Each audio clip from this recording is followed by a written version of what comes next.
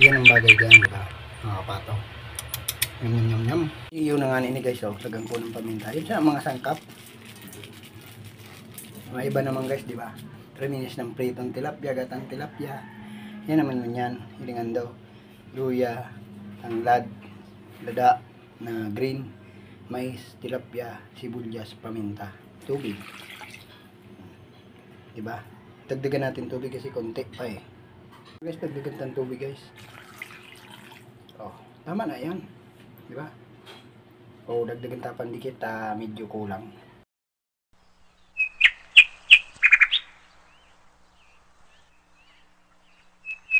Dagdagan ng talis dikit na ano mga kapato, dikit na patis. Yan.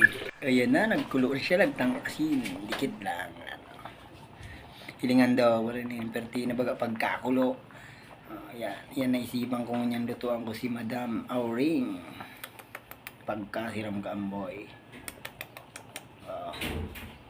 So yan nga, luto na yan mga kapato. Nilag ko na nga na iso kalunggay. Tapos ilag ko naman sa pichay. So yan na nga ni mga kapato, hilingan doon ako.